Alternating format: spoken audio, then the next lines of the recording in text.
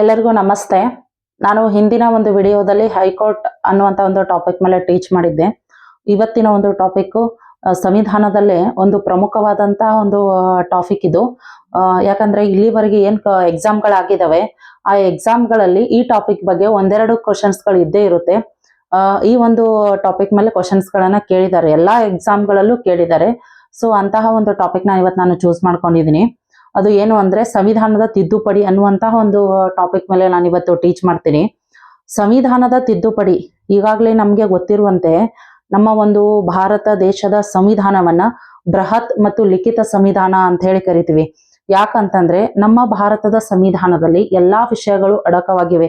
ನಮ್ಮ ಸಂವಿಧಾನ ನಮ್ಯ ಮತ್ತು ಅನಮ್ಯ, ಈ ಕಡೆ ಸ್ವಲ್ಪ ಕಠಿಣವೂ ಇಲ್ಲ, ಬಹಳ ಈಸಿನೂ ಇಲ್ಲ, ನಮ್ಯ ಮತ್ತು ಅನಮ್ಯ ಎರಡನ್ನೂ ಒಳಗೊಂಡಂತಹ ಒಂದು ಸಂವಿಧಾನ ಲಿಖಿತ ಮತ್ತು ಬೃಹತ್ ಸಂವಿಧಾನ ಅಂತ ಹೇಳಿ ಕರಿತೀವಿ. ಯಾಕೆಂದ್ರೆ ಹಲವಾರು ದೇಶಗಳಿಂದ ಉನ್ನತವಾದಂತಹ ವಿಚಾರಗಳನ್ನ ನಮ್ಮ ದೇಶದ ಸಂವಿಧಾನದಲ್ಲಿ ನಾವು ಎರವಲು ಪಡೆದುಕೊಂಡಿದ್ದೀವಿ. ಅದಕ್ಕಾಗಿ ನಮ್ಮ ದೇಶ ಎಲ್ಲಾ ಅಂಶಗಳನ್ನ ಒಳಗೊಂಡಿರುವುದರಿಂದ ಬೃಹತ್ ಮತ್ತು ಲಿಖಿತ ಸಂವಿಧಾನ ಅಂತ ಹೇಳ್ತೀವಿ. ಮೂಲಭೂತ ಹಕ್ಕುಗಳಾಗಿರ್ಬೋದು, ಮೂಲಭೂತ ಹಕ್ಕುಗಳನ್ನ ಅಮೆರಿಕದಿಂದ ತೆಗೆದುಕೊಂಡಿದ್ದೀವಿ. ಮೂಲಭೂತ ಕರ್ತವ್ಯಗಳನ್ನ ರಷ್ಯಾದಿಂದ ತೆಗೆದುಕೊಂಡಿದ್ದೀವಿ. ಆಮೇಲೆ ತುರ್ತು ಪರಿಸ್ಥಿತಿ ಅನ್ನುವಂತ ಕಾನ್ಸೆಪ್ಟ್ ಅನ್ನ ಜರ್ಮನಿಯಿಂದ ತೆಗೆದುಕೊಂಡಿದ್ದೀವಿ. ಬಲಿಷ್ಠವಾದ ಕೇಂದ್ರ ಸರ್ಕಾರ ಅನ್ನುವುದನ್ನ ಕೆನಡಾದಿಂದ ತೆಗೆದುಕೊಂಡಿದ್ದೀವಿ. ಸಂಸದೀಯ ಮಾದರಿ ಸರ್ಕಾರ ಅನ್ನುವಂತ ಒಂದು ಟಾಪಿಕ್ ಅನ್ನ ಬ್ರಿಟನ್ದಿಂದ ತೆಗೆದುಕೊಂಡಿದ್ದೀವಿ. ಅದೇ ರೀತಿಯಾಗಿ ಇವತ್ತು ನಾನು ಹೇಳುವಂತಹ ಒಂದು ಟಾಪಿಕ್ ಸಂವಿಧಾನದ ತಿದ್ದುಪಡಿ. ಈ ಸಂವಿಧಾನದ ತಿದ್ದುಪಡಿ ಅನ್ನುವಂತ ಒಂದು ಟಾಪಿಕ್ ಅನ್ನು ನಾವು ಸೌತ್ ಆಫ್ರಿಕಾದಿಂದ ತೆಗೆದುಕೊಂಡಿದ್ವಿ. ಯಾಕಂದ್ರೆ ಸಂವಿಧಾನ ರಚನೆ ಆಗುವಾಗ ನಮ್ಮ ಒಂದು ಮುಂದಿನ ಒಂದು ಪೀಳಿಗೆಯ ಒಂದು ಅವಶ್ಯಕತೆಗಳನ್ನ, ಜನರ ಒಂದು ಆಶೋತ್ತರಗಳನ್ನ ಗಮನದಲ್ಲಿಟ್ಕೊಂಡು ಸಂವಿಧಾನವನ್ನು ಕೂಡ ತಿದ್ದುಪಡಿ ಮಾಡಬಹುದು.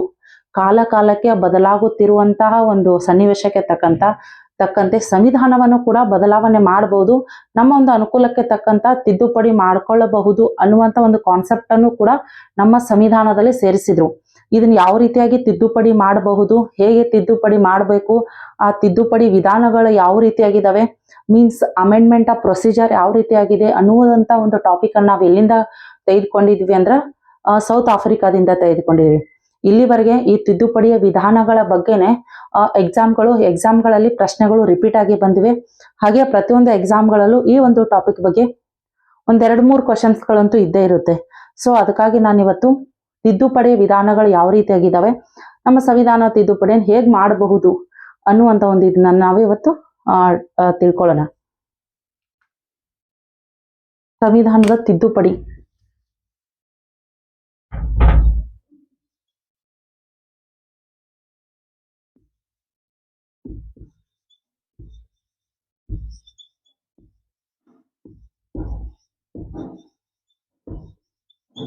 ತಿದ್ದುಪಡಿ ವಿಧಾನಗಳು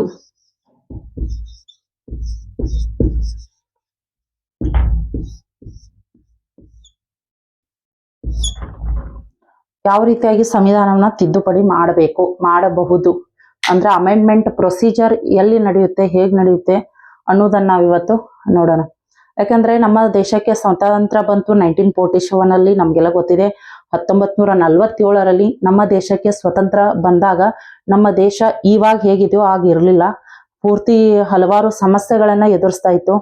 ಪಾಕಿಸ್ತಾನದಿಂದ ಭಾರತಕ್ಕೆ ಬಂದಂತ ವಲಸಿಗರ ಸಮಸ್ಯೆ ಒಂದ್ ಕಡೆ ಆದ್ರೆ, ನಮ್ಮ ಭಾರತ ದೇಶ ಅನಕ್ಷರತೆ, ನಿರುದ್ಯೋಗ, ಜನರಿಗೆ ಕೆಲಸ ಇಲ್ಲ, ಇವೆಲ್ಲವೂ ಹಲವಾರು ಸಮಸ್ಯೆಗಳನ್ನ ಎದುರಿಸ್ತಾ ಇತ್ತು. ಸ್ವತಂತ್ರ ನಂತರ ಬಂದಂತಹ ಮಂತ್ರಿಗಳಾಗಿರ್ಬೋದು, ಮುಖ್ಯಮಂತ್ರಿಗಳಾಗಿರ್ಬೋದು, ಆ ಒಂದು ಜನರ ಒಂದು ಏನು ಸಮಸ್ಯೆಗಳಿದಾವೆ ಅದಕ್ಕೆ ತಕ್ಕಂತ ಆಡಳಿತದ ಅನುಕೂಲಕ್ಕೆ ಹಲವಾರು ಯೋಜನೆಗಳನ್ನ ತಂದ್ಬಿಟ್ಟು ಪ್ರಸ್ತುತ ಇವತ್ತು 2025 ಅಲ್ಲಿ ಭಾರತ ಅಭಿವೃದ್ಧಿ ಹೊಂದುತ್ತಿರುವ ದೇಶಗಳ ಸಾಲಿನಲ್ಲಿ ಮುಂಚೂಣಿಯಲ್ಲಿದೆ. ಹಾಗಾಗಿ ಆ ಒಂದು ಇರುವಂತಹ ಒಂದು ಸ್ವತಂತ್ರ ನಂತರ ಇರುವಂತಹ ಭಾರತಕ್ಕೂ ಈಗಿನ ಒಂದು ಭಾರತ ದೇಶಕ್ಕೂ ಹಲವಾರು ಬದಲಾವಣೆಗಳಾಗಿವೆ. ಈ ಬದಲಾವಣೆಗೆ ತಕ್ಕಂತಹ ಆಗಿನ ಒಂದು ನಾಯಕರು ಏನಿದ್ರು ನಮ್ಮ ಸಂವಿಧಾನವನ್ನ ಚೇಂಜಸ್ ಮಾಡಬಹುದು, ತಿದ್ದುಪಡಿ ಮಾಡ್ಕೋಬಹುದು ಕಾಲಕ್ಕೆ ತಕ್ಕಂತೆ ಅಂತ ಹೇಳಿ ಮುಂದಾಲೋಚನೆಯಿಂದ ಸಂವಿಧಾನದ ತಿದ್ದುಪಡಿ ವಿಧಾನ ಅನ್ನುವಂತ ಒಂದು ಟಾಪಿಕ್ ಅನ್ನು ಕೂಡ ಸಂವಿಧಾನದ ಒಂದು ವಿಷಯದಲ್ಲಿ ಅಡಕ ಮಾಡಿದ್ರು. ಆ ಒಂದು ಸಂವಿಧಾನದ ವಿಷಯದಲ್ಲಿ ತಿದ್ದುಪಡಿ ವಿಧಾನ ಇದ್ದುದರಿಂದ ಇಲ್ಲಿಯವರೆಗೂ ಹಲವಾರು ತಿದ್ದುಪಡಿಗಳಾಗಿದ್ವು. ಸ್ಟಿಲ್ ಇಲ್ಲಿವರೆಗೂ 106 ತಿದ್ದುಪಡಿಗಳನ್ನು ಮಾಡಿದ್ದಾರೆ. ಶಿಕ್ಷಣ ಆಗಿರ್ಬೋದು, ಮೂಲಭೂತ ಹಕ್ಕುಗಳಿಗೆ ಸಂಬಂಧಪಟ್ಟಂತೆ ಆಗಿರ್ಬೋದು, ಚುನಾವಣೆಗೆ ಸಂಬಂಧಪಟ್ಟಂತೆ ಆಗಿರ್ಬೋದು, ಹಲವಾರು ನಮ್ಗೆ ಏನ್ ಮೇನ್ ಟಾಪಿಕ್ ಬೇಕೋ ಅದಕ್ಕೆ ನಮ್ಮ ಒಂದು ಈಗಿನ ಬದಲಾವಣೆ ಆಗುತ್ತಿರುವಂತ ಸಂದರ್ಭಕ್ಕೆ ತಕ್ಕಂತೆ ಹಲವಾರು ತಿದ್ದುಪಡಿಗಳನ್ನ ನಾವು ಇಲ್ಲಿವರೆಗೂ ಮಾಡ್ಕೊಂಡಿದ್ವಿ, ಮುಂದೆನೂ ಕೂಡ ಮಾಡ್ಕೊಂತ ಇರ್ತೀವಿ. ಸೊ ಆ ಒಂದು ತಿದ್ದುಪಡಿಯ ಯಾವ ರೀತಿಯಾಗಿ ಮಾಡ್ಬೋದು, ಹೇಗಿದೆ ತಿದ್ದುಪಡಿಯ ವಿಧಾನ ಅಂತೇಳಿ ನಾವಿವತ್ತು ನೋಡೋಣ. ಕ್ವಶನ್ಸ್ ಮೇನ್ ಮುಖ್ಯವಾಗಿ ಬಂದಿರುವುದು ಫಸ್ಟ್, ಸಂವಿಧಾನದ ತಿದ್ದುಪಡಿ ಅನ್ನುವಂತ ಟಾಪಿಕ್ ಅನ್ನ ಯಾವ ದೇಶದಿಂದ ಎರವಲು ಪಡ್ಕೊಂಡಿದ್ದೀವಿ ಅಂತ ಹೇಳಿ. ಇದು ಸೌತ್ ಆಫ್ರಿಕಾದಿಂದ.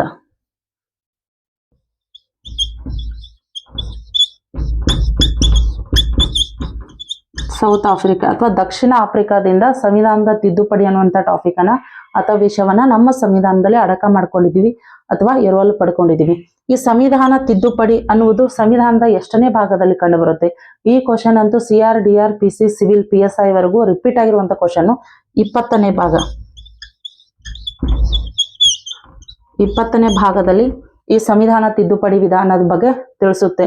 ಎಷ್ಟನೇ ವಿಧಿ ಅಡಿಯಲ್ಲಿ ಬರುತ್ತದೆ? 368ನೇ ವಿಧಿ.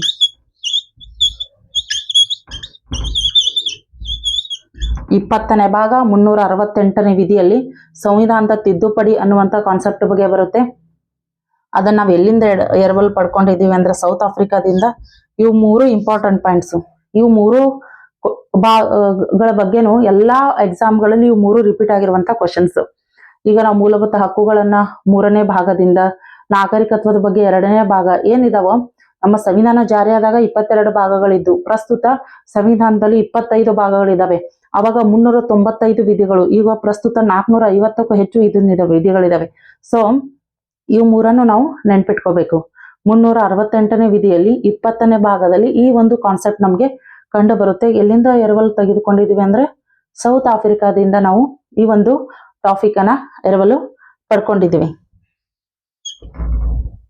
ಇನ್ನು ನಾವು ಸಂವಿಧಾನದ ತಿದ್ದುಪಡಿ ವಿಧಾನಗಳು ಎಷ್ಟಿದಾವೆ, ಆ ಒಂದು ಯಾವ ವಿಧಾನದಲ್ಲಿ ಯಾವ ರೀತಿಯಾಗಿ ಸಂವಿಧಾನವನ್ನ ತಿದ್ದುಪಡಿ ಮಾಡ್ಕೋಬಹುದು ಅನ್ನೋದನ್ನ ಬೇಗ ನೋಡೋಣ.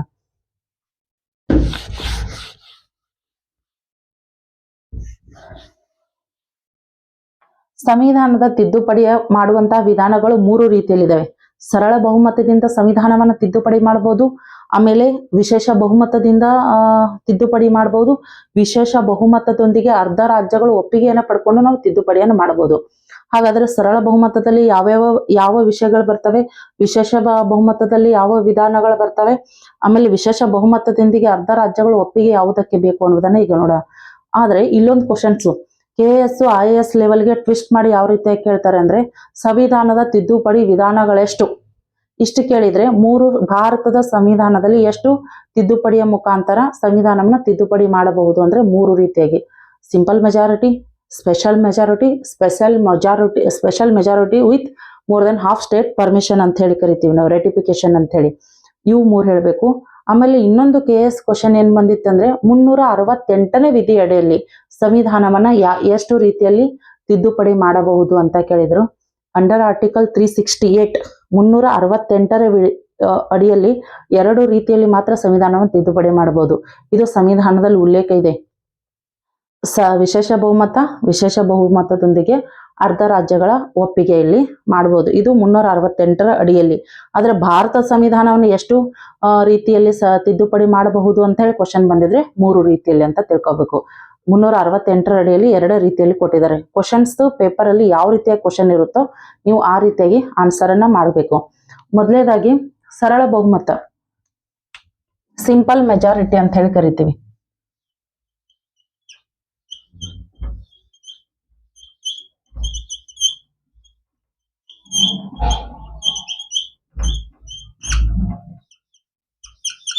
ಏನಿದು ಸರಳ ಬಹುಮತ? ಸರಳ ಬಹುಮತ ಅಂದ್ರೆ ಯಾವ ರೀತಿಯಾಗಿ ಇರುತ್ತೆ, ಇದನ್ನ ನಾವು ಯಾವ ರೀತಿಯಾಗಿ ತಿದ್ದುಪಡಿ ಮಾಡಬಹುದು? ಸದನದಲ್ಲಿ ಹಾಜರಿದ್ದ ಸದಸ್ಯರಲ್ಲಿ ಅರ್ಧಕ್ಕಿಂತ ಹೆಚ್ಚು ಸದಸ್ಯರು ಬಹುಮತವನ್ನ ಚಲಾಯಿಸಿದರೆ ಅದನ್ನ ಸರಳ ಬಹುಮತ ಅಂತ ಹೇಳಿ ಕರಿತೀವಿ. ಫಾರ್ ಎಕ್ಸಾಂಪಲ್, ಈಗ ಯಾವುದೇ ಒಂದು ಸಂಬಂಧಪಟ್ಟಂತ ವಿಷಯ ಇದೆ. ಈಗ ಸರಳ ಬಹುಮತದಲ್ಲಿ ಏನೇನ ವಿಷಯಗಳು ಬರ್ತಾವಂತ ನಾನು ಹೇಳ್ತೀನಿ. ಒಂದು ವಿಷಯನ ತೆಗೆದುಕೊಳ್ಳೋಣ. ಯಾವುದೋ ಒಂದು ರಾಜ್ಯಗಳ ಹೆಸರನ್ನ ಬದಲಾವಣೆ ಮಾಡಬಹುದು. ರಾಜ್ಯಗಳ ಹೆಸರು ಬದಲಾವಣೆಯನ್ನು ಮಾಡಬಹುದು.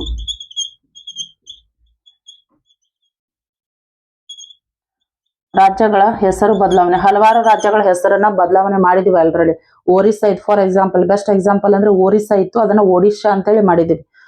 ಈಗ ಒರಿಸ್ಸಾ ಇರುವಂತಹ ರಾಜ್ಯದ ಹೆಸರನ್ನ ಒಡಿಶಾ ಅಂತ ಹೇಳಿ ಬದಲಾವಣೆ ಮಾಡ್ಬೇಕಾದ್ರೆ ಯಾವ ರೀತಿ ಸರಳ ಬಹುಮತದಿಂದ ಬದಲಾವಣೆ ಮಾಡ್ಬೋದು.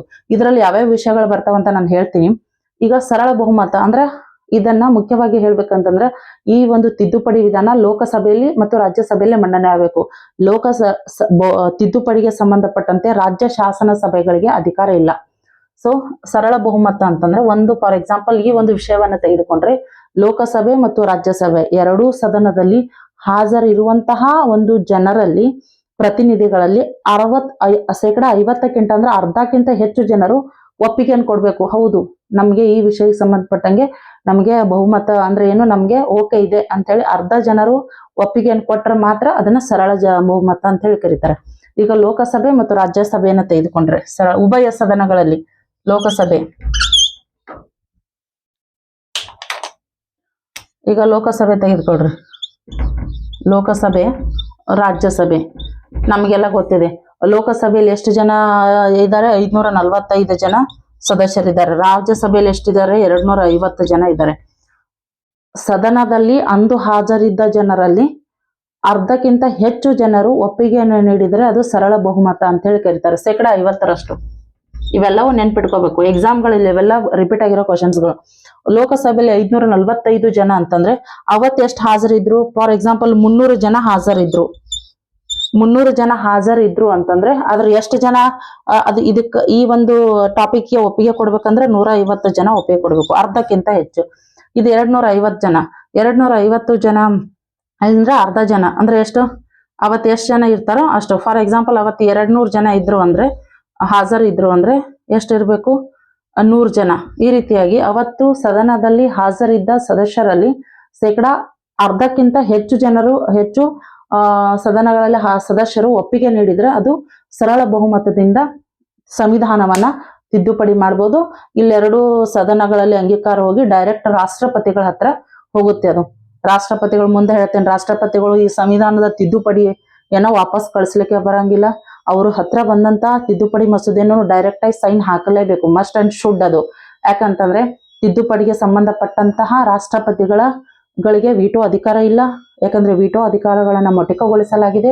ಸಂವಿಧಾನ ಸಂಬಂಧಪಟ್ಟಂಗೆ ಅವರಿಗೆ ವಿಟೋ ಪವರ್ ಇಲ್ವೇ ಇಲ್ಲ. ಇದು ಇಂಪಾರ್ಟೆಂಟ್.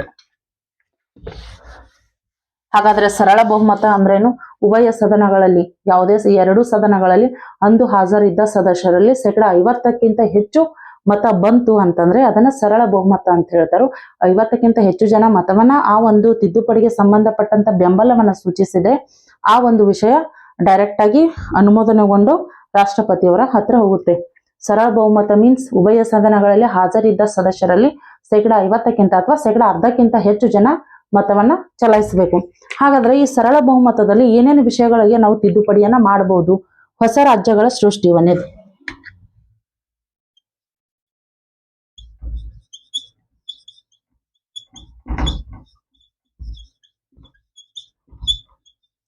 ಹೊಸ ರಾಜ್ಯಗಳನ್ನ ಸೃಷ್ಟಿ. ಸರಳ ಬಹುಮತದಲ್ಲಿ ಯಾವ್ಯಾವ ವಿಷಯಗಳ ಬಗ್ಗೆ ತಿದ್ದುಪಡಿ ಮಾಡಬಹುದು? ಈ ಒಂದು ಸಿಂಪಲ್ ಮೆಜಾರಿಟಿಯಲ್ಲಿ ಅಂದ್ರೆ ಒಂದು ಹೊಸ ರಾಜ್ಯಗಳ ಸೃಷ್ಟಿ. ಈಗ ಒಂದು ದೊಡ್ಡ ರಾಜ್ಯವಿದೆ, ಆಡಳಿತದ ಅನುಕೂಲಕ್ಕಾಗಿ ಆ ರಾಜ್ಯವನ್ನ ಡಿವೈಡ್ ಮಾಡಿ ಬೇರೆ ರಾಜ್ಯವನ್ನ ಸೃಷ್ಟಿ ಮಾಡಬೇಕು. ಆ ಒಂದು ತಿದ್ದುಪಡಿಯನ್ನು ಮಾಡ್ಬೇಕಾದ್ರೆ ಇದು ಸರಳ ಬಹುಮತ ಸಾಕು. ಫಾರ್ ಎಕ್ಸಾಂಪಲ್ ನಮ್ಗೆ ಗೊತ್ತಿದೆ ಎಷ್ಟೊಂದು ರಾಜ್ಯಗಳು, ಹೊಸ ರಾಜ್ಯಗಳು ಸೃಷ್ಟಿಯಾಗಿದೆ. ಛತ್ತೀಸ್ಗಢ, ಜಾರ್ಖಂಡ್, ಉತ್ತರಾಂಚಲ, ಹಲವಾರು ರಾಜ್ಯಗಳು ಹೊಸ ರಾಜ್ಯಗಳು ಸೃಷ್ಟಿಯಾಗಿದ್ದಾವೆ. ಹೊಸ ರಾಜ್ಯಗಳನ್ನ ಸೃಷ್ಟಿ ಮಾಡಬೇಕು ಅನ್ನುವಂತ ಕಾನ್ಸೆಪ್ಟ್ ಸರಳ ಬಹುಮತದಲ್ಲಿ ಇರುತ್ತೆ. ಆಮೇಲೆ ರಾಜ್ಯಗಳ ಗಡಿ ಬದಲಾವಣೆ ಮಾಡ್ಬೇಕಾದ್ರೆ ಗಡಿ ಬದಲಾವಣೆಗೆ ಸಂಬಂಧಪಟ್ಟಂತ ತಿದ್ದುಪಡಿ ವಿಧಾನ ಸರಳ ಬಹುಮತದಲ್ಲಿ ಬರುತ್ತೆ. ಇರುವ ರಾಜ್ಯದ ಹೆಸರು ಬದಲಾವಣೆ, ರಾಜ್ಯಗಳ ಹೆಸರು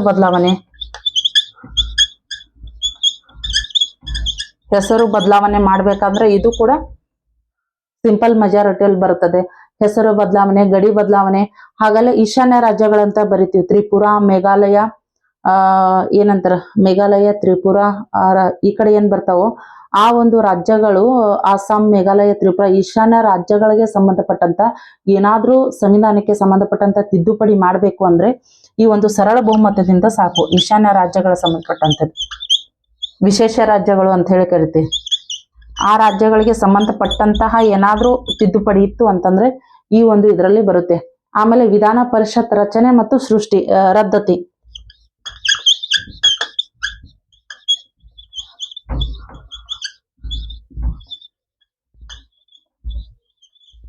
ಸೃಷ್ಟಿ ಅಥವಾ ರದ್ದು ಮಾಡ್ಬೇಕಾದ್ರೂ ಈ ಒಂದು ಮೆಜಾರಿಟಿ ಸಾಕು. ಈಗ ವಿಧಾನ ಪರಿಷತ್ ತಗೋತೀವಿ, ಪ್ರತಿಯೊಂದು ರಾಜ್ಯದಲ್ಲಿ ವಿಧಾನ ಪರಿಷತ್ ಇಲ್ಲ. ಕೆಲವೊಂದು ರಾಜ್ಯಗಳು, ಕೆಲವೊಂದು ಅಂದ್ರೇನ 6 ರಾಜ್ಯಗಳಿಗೆ ಮಾತ್ರ ವಿಧಾನ ಪರಿಷತ್ ಇದೆ. ಉಭಯ ಸದನಗಳು ಅಂತ ಹೇಳಿ ಕರಿತೀವಿ.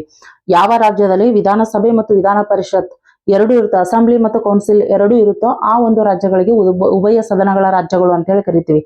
ನಮ್ಮ ಒಂದು ಕರ್ನಾಟಕ, ಮಹಾರಾಷ್ಟ್ರ, ಬಿಹಾರ್, ಇವು ಒಂದು ಉತ್ತರ ಪ್ರದೇಶಗಳಲ್ಲಿ ಈ ಒಂದು 6 ರಾಜ್ಯಗಳಲ್ಲಿ ಮಾತ್ರ 2 ಉಭಯ ಸದನಗಳಿದಾವೆ. ಒಂದು ವೇಳೆ ಆ ಒಂದು ರಾಜ್ಯಗಳಲ್ಲಿ ವಿಧಾನ ಪರಿಷತ್ತನ್ನು ಸೃಷ್ಟಿನೂ ಮಾಡಬಹುದು, ರದ್ದತಿನೂ ಮಾಡಬಹುದು. ಈಗ ಫಾರ್ ಎಕ್ಸಾಂಪಲ್ ನಮ್ಮ ಕರ್ನಾಟಕದಲ್ಲಿ ವಿಧಾನ ಪರಿಷತ್ ಇದೆ. ವಿಧಾನ ಪರಿಷತ್ ಇರುವುದರಿಂದ ನಮಗೆ ವಿಧಾನ ಪರಿಷತ್ ಬೇಡ. ಯಾಕಂದ್ರೆ ನಮ್ಗೆ ಗೊತ್ತಿದೆ ಆಡಳಿತದ ಹಿತದೃಷ್ಟಿಯಿಂದ ಅಧಿಕಾರಗಳು ವಿಧಾನಸಭೆಗೆ ಇದೆ, ವಿಧಾನ ಪರಿಷತ್ಗೆ ಅಷ್ಟೊಂದು ಅಧಿಕಾರಗಳಿಲ್ಲ. ಅಲ್ಲಿ ಚಿಂತಕರ ಚಾವಡಿ ಅಂತ ಹೇಳಿ ಕರಿತೀವಿ. ಅಂದ್ರೆ ಕಲೆ, ಸಾಹಿತ್ಯ, ಸಮಾಜ ಸೇವೆ ಇನ್ನಿತರ ಒಂದು ಕ್ಷೇತ್ರಗಳಲ್ಲಿ ಗಣನೀಯ ಸಾಧನೆ ಸಲ್ಲಿಸಿದವರನ್ನ ಮಾತ್ರ ಕೆಲವೊಂದು ಜನ ಇರ್ತವೆ. ಅಂದ್ರೆ ಇನ್ನು ಡಿಸ್ಕಸ್ ಮಾಡ್ಲಿಕ್ಕೆ ಅಥವಾ ಯಾವ್ದಾದ್ರು ವಿಷಯಗಳ ಬಗ್ಗೆ ಅನುಭವಸ್ಥರು, ನುರಿತ ತಜ್ಞರು ವಿಧಾನ ಪರಿಷತ್ತಲ್ಲಿ ಇರ್ತಾರೆ. ಒಂದ್ ವೇಳೆ ನಮ್ಗೆ ವಿಧಾನ ಪರಿಷತ್ ಬೇಡ ಅಂತಂದ್ರೂ ಕೂಡ ನಾವು ರದ್ದತಿಯನ್ನು ಮಾಡ್ಬೇಕು. ಇಲ್ಲಿಂದ ನಾವು ಸಂಸತ್ತಿಗೆ ಕಳಿಸಿ ಲೋಕಸಭೆ ಮತ್ತು ರಾಜ್ಯಸಭೆಗಳಲ್ಲಿ ಅರ್ಧ ರಾಜ್ಯಕ್ಕಿಂತ ಜನರು ಅಥವಾ ಸದಸ್ಯರು ಒಪ್ಪಿಗೆ ಪಡ್ಕೊಂಡು ಕರ್ನಾಟಕದಲ್ಲಿ ವಿಧಾನ ಪರಿಷತ್ ಬೇಡ ಅಂತ ಹೇಳಿ ಅನುಮೋದನೆ ಕೊಟ್ಟರು ಅಂದ್ರೆ ಅದು ವಿಧಾನ ಪರಿಷತ್ ರದ್ದಾಗ್ತತಿ. ಒಂದ್ ವೇಳೆ ಮತ್ತೆ ನಮ್ಗೆ ವಿಧಾನ ಪರಿಷತ್ ಬೇಕು ಅಂದ್ರೂ ಸೇಮ್ ಪ್ರೊಸೀಜರ್, 50% ಅವರು ಅಲ್ಲಿ ಇದನ್ ಮಾಡಿದ್ರೆ, ಬಹುಮತ ಕೊಟ್ರೆ ವಿಧಾನ ಪರಿಷತ್ ಮತ್ತೆ ಸೃಷ್ಟಿನೂ ಕೂಡ ಮಾಡ್ಬೋದು. ವಿಧಾನ ಪರಿಷತ್ ಸೃಷ್ಟಿ ಮತ್ತು ರದ್ದತಿಯ ಬಗ್ಗೆ ಈಶಾನ್ಯ ರಾಜ್ಯಗಳಿಗೆ ಸಂಬಂಧಪಟ್ಟಂತೆ ಹೆಸರು ಯಾವ್ದಾದ್ರು ರಾಜ್ಯದ ಹೆಸರು ಬದಲಾವಣೆ ಆಗ್ಬೇಕಾದ್ರೆ, ಗಡಿ ಬದಲಾವಣೆ ಆಗ್ಬೇಕಾದ್ರೆ, ಹೊಸ ರಾಜ್ಯಗಳ ಸೃಷ್ಟಿ ಆಗ್ಬೇಕಾದ್ರೆ ಇವೆಲ್ಲವೂ ಟಾಪಿಕ್ಗಳು. ಇನ್ನೊಂದು ಚುನಾವಣೆಗಳ ಬಗ್ಗೆನೂ ಇದರಲ್ಲೇ ಬರುತ್ತೆ.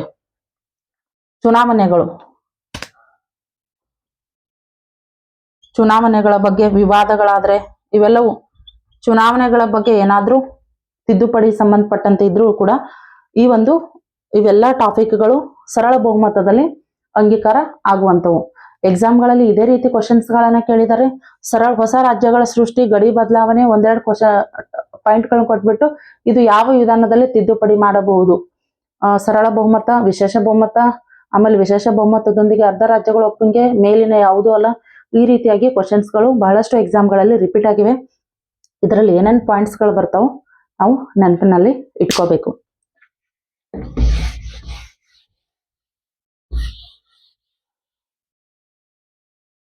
ಎರಡನೇದು ವಿಶೇಷ ಬಹುಮತ, ಮೀನ್ಸ್ ಸ್ಪೆಷಲ್ ಮೆಜಾರಿಟಿ ಅಂತ ಹೇಳಿ ಕರಿತೀವಿ.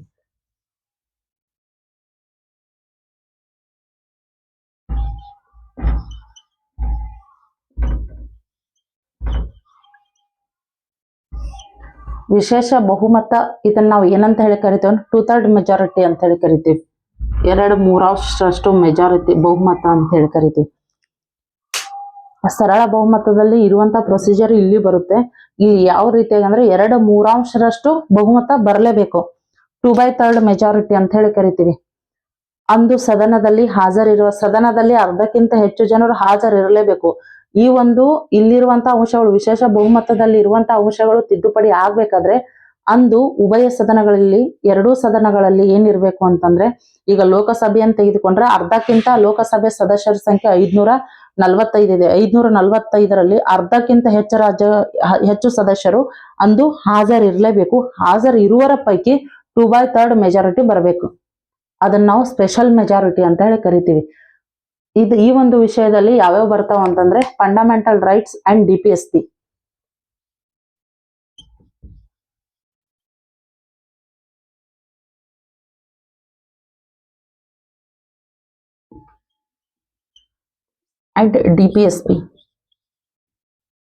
ಇವೆರಡು ವಿಷಯಗಳ ಬಗ್ಗೆ ಮೇನ್ ಟಾಪಿಕ್, ಮೇನ್ ಪಾಯಿಂಟ್ಸ್. ನಾವು ವಿಶೇಷ ಬಹುಮತದಲ್ಲಿ ಏನನ್ನ ತಿದ್ದುಪಡಿ ಮಾಡಬಹುದು ಅಂದ್ರೆ, ಮೂಲಭೂತ ಹಕ್ಕುಗಳಿಗೆ ಸಂಬಂಧಪಟ್ಟಂತ ಯಾವ್ದಾದ್ರು ವಿಷಯ ಇತ್ತಂದ್ರೆ ವಿಶೇಷ ಬಹುಮತ ಬೇಕು, ತಿದ್ದುಪಡಿ ಮಾಡ್ಬೇಕೆ. ಆಮೇಲೆ DPSP ಅಥವಾ ರಾಜ್ಯ ನೀತಿ ನಿರ್ದೇಶಕ ತತ್ವಗಳು ಅಂತ ಹೇಳಿ ಕರಿತೀವಿ. Directive principles of state policy, ನಮ್ಗೆಲ್ಲ ಗೊತ್ತಿದೆ. ರಾಜ್ಯಕ್ಕೆ ನೀತಿ ನಿರ್ದೇಶನಗಳನ್ನ ನೀಡುವಂತಹ ಒಂದು ನಾವು ವಿಧಿಗಳನ್ನ ರಾಜ್ಯ ನೀತಿ ನಿರ್ದೇಶಕ ತತ್ವಗಳಂತ ಹೇಳ್ತೀವಿ. ಇದರಲ್ಲಿ ಶಿಕ್ಷಣ ಆಗಿರ್ಬೋದು, ಪರಿಸರ ಆಗಿರ್ಬೋದು, ವನ್ಯಜೀವಿ ಸಂರಕ್ಷಣೆ ಆಗಿರ್ಬೋದು, ವಿಧವಾ ವೇತನದ ಬಗ್ಗೆ ಆಗಿರ್ಬೋದು, ಆಮೇಲೆ ಕನಿಷ್ಠ ಕೂಲಿಗಳ ಬಗ್ಗೆ ಆಗಿರ್ಬೋದು, ಮತ್ತು ಯಾವುದು ಸಾರ್ವಜನಿಕ ಶಿಕ್ಷಣದ ಬಗ್ಗೆ ಆಗಿರ್ಬೋದು, ಇದರಲ್ಲೆಲ್ಲ ಟಾಪಿಕ್ಗಳು ಬರುತ್ತೆ. ಮೂಲಭೂತ ಹಕ್ಕುಗಳ ಬಗ್ಗೆ ನಮ್ಗೆಲ್ಲ ಗೊತ್ತೇ ಇದೆ. ಇವೆರಡೂ ಸಂಬಂಧಪಟ್ಟಂಗೆ ಏನಾದರೂ ತಿದ್ದುಪಡಿ ಮಾಡಬೇಕು ಅಂದ್ರೆ ಅದಕ್ಕೆ ಏನ್ ಬೇಕು ಅಂದ್ರೆ ಸ್ಪೆಷಲ್ ಮೆಜಾರಿಟಿ ಬೇಕು. ಸ್ಪೆಷಲ್ ಮೆಜಾರಿಟಿ ಅಂದ್ರೆ ಇಷ್ಟೇ, ಸದನಗಳಲ್ಲಿ, ಯಾವುದೇ ಸದನಗಳಲ್ಲಿ, ಇವೆರಡೂ ಸದನಗಳಲ್ಲಿ ಮಂಡಿಸಬಹುದು. ಲೋಕಸಭೆ ತೆಗೆದುಕೊಂಡ್ರೆ ಅರ್ಧಕ್ಕಿಂತ ಹೆಚ್ಚು ಸದಸ್ಯರು ಹಾಜರಿರಬೇಕು. ಹಾಜರಿರುವಂತ ಸದಸ್ಯರ ಪೈಕಿ 2/3 ನಮ್ಗೆ ಈ ಒಂದು ವಿಷಯಕ್ಕೆ ಬೆಂಬಲವನ್ನು ಸೂಚಿಸಬೇಕು. ಆಮೇಲೆ ಲೋಕಸಭೆಯನ್ನು ತೆಗೆದುಕೊಂಡ್ರು ಅರ್ಧದಷ್ಟು ಜನರು ಹಾಜರಿರಲೇಬೇಕು. ಹಾಜರಿರುವವರ ಪೈಕಿ 2/3 ಮೆಜಾರಿಟಿ ಅಥವಾ ಬೆಂಬಲವನ್ನ ಸೂಚಿಸಿದ್ರೆ ವಿಶೇಷ ಬಹುಮತದೊಂದಿಗೆ ಆ ಒಂದು ತಿದ್ದುಪಡಿ ವಿಧಾನ ಬರುತ್ತೆ. ಇವೆರಡೂ ಪಾಯಿಂಟ್ಸ್ ಗಳ ಬಗ್ಗೆ ಎಲ್ಲಾ ಎಕ್ಸಾಮ್ಗಳ ಕೇಳಿದರೆ ವಿಶೇಷ ಬಹುಮತದಲ್ಲಿ ಯಾವ ಪಾಯಿಂಟ್ಸ್ ಬರ್ತಾವಂತೆ, ಮೂಲಭೂತ ಹಕ್ಕು ಮತ್ತು ರಾಜ್ಯ ನೀತಿ ನಿರ್ದೇಶಕ ತತ್ವಗಳ ಬಗ್ಗೆ ಒಂದು ವಿಶೇಷ ಬಹುಮತ ಅನ್ನುವಂತ ಒಂದು ಅಂಶದಲ್ಲಿ ತಿದ್ದುಪಡಿ ಮಾಡಬಹುದು. ಹಾಗಾದ್ರೆ ಇನ್ನು ಏನೇನ್ ತಿದ್ದುಪಡಿ ಮಾಡಬಹುದು? ಇನ್ನು ಏನ್ ತಿದ್ದುಪಡಿ ಮಾಡಬಹುದು ಅಂತಂದ್ರೆ, ಸರಳ ಬಹುಮತ ಮತ್ತು ವಿಶೇಷ ಬಹುಮತದೊಂದಿಗೆ ಅರ್ಧ ರಾಜ್ಯಗಳ ಒಪ್ಪಿಗೆ ಅಂತ 3ನೇ ಅಂಶ ಏನ್ ಬರುತ್ತೋ ಇದರಲ್ಲಿ ಉಳಿದಿರುವಂತ ಎಲ್ಲಾ ಅಂಶಗಳು ಕೂಡ ವಿಶೇಷ ಬಹುಮತದಲ್ಲಿ ನಾವು ತಿದ್ದುಪಡಿಯನ್ನ ಮಾಡಬಹುದು. ನಮ್ಮ ನೆನ್ಪಿಟ್ಕೊಳ್ಳುವಂತ ಅಂಶ ಇಷ್ಟೇ, 2/3 majority it's very very important. ಆಮೇಲೆ ಇವೆರಡು ಬಗ್ಗೆನು ಕ್ವಶನ್ಸ್ ಗಳನ್ನ ಕೇಳಿದ್ದಾರೆ.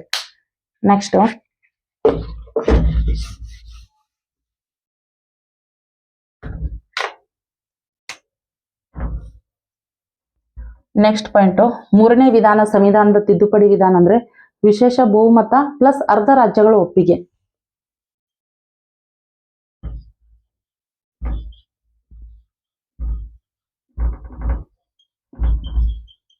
ಪ್ಲಸ್ ಅರ್ಧ ರಾಜ್ಯಗಳ ಒಪ್ಪಿಗೆ.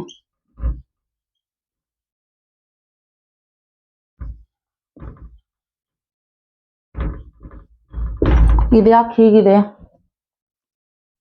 ವಿಶೇಷ ಬಹುಮತನೂ ಬೇಕು, ಮತ್ತೆ ನಮ್ಮ ಒಂದು ಭಾರತ ದೇಶದಲ್ಲಿ ಎಷ್ಟು ರಾಜ್ಯಗಳಿದಾವೆ ಅದರಲ್ಲಿ ಅರ್ಧ ರಾಜ್ಯಗಳಾದ್ರೂ ಈ ಒಂದು ವಿಷಯಕ್ಕೆ ಸಂವಿಧಾನ ತಿದ್ದುಪಡಿ ಮಾಡಬೇಕಾದ್ರೆ ಒಪ್ಪಿಗೆ ಬೇಕೇ ಬೇಕು. ಇದಕ್ಕೆ ಬೆಸ್ಟ್ ಎಕ್ಸಾಂಪಲ್ ಅಂದ್ರೆ ಇತ್ತೀಚೆಗೆ 2015 ಜುಲೈ 1ರಂದು GST ಮಸೂದೆ ಜಾರಿಗೆ ಬಂತು. ಗೂಡ್ಸ್ ಅಂಡ್ ಸರ್ವಿಸ್ ಟ್ಯಾಕ್ಸ್ ಅಂದ್ರೆ ಅದು ದೇಶಾದ್ಯಂತ ಸರಕು ಮತ್ತು ಸೇವಾ ತೆರಿಗೆ ಅಂತ ಹೇಳಿ ಕರಿತೀವಿ.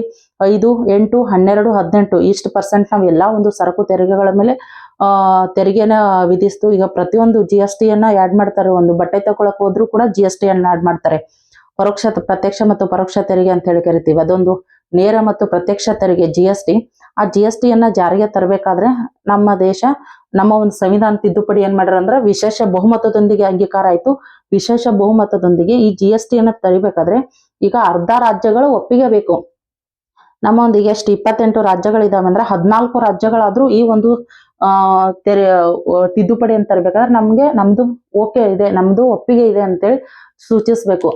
ಅದಕ್ಕಾಗಿ ವಿಶೇಷ ಬಹುಮತ ಪ್ಲಸ್ ಅರ್ಧ ರಾಜ್ಯಗಳ ಒಪ್ಪಿಗೆ ಇರಲೇಬೇಕು. ಇದೆಲ್ಲ ಇದರಲ್ಲಿ ಇದಾಗಂಗಿಲ್ಲ.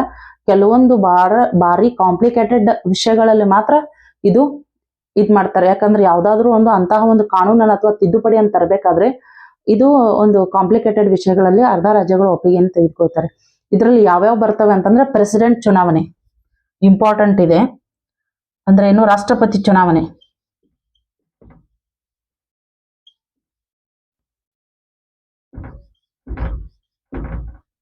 ಈ ರಾಷ್ಟ್ರಪತಿಯ ಚುನಾವಣೆಗೆ ಸಂಬಂಧಪಟ್ಟಂತಹ ಏನಾರು ಬದಲಾವಣೆಗಳನ್ನು ತರಬೇಕು ಅಥವಾ ರಾಷ್ಟ್ರಪತಿಯ ಚುನಾವಣೆ ವಿಧಾನವನ್ನು ತಿದ್ದುಪಡಿ ಮಾಡಬೇಕು ಅಂದ್ರೆ ವಿಶೇಷ ಬಹುಮತ ಬೇಕು ಮತ್ತು ನಮ್ಮ ಭಾರತ ದೇಶದಲ್ಲಿರುವಂತಹ ಅರ್ಧ ರಾಜ್ಯಗಳ ಒಪ್ಪಿಗೆ ಕಡ್ಡಾಯವಾಗಿ ಬೇಕು.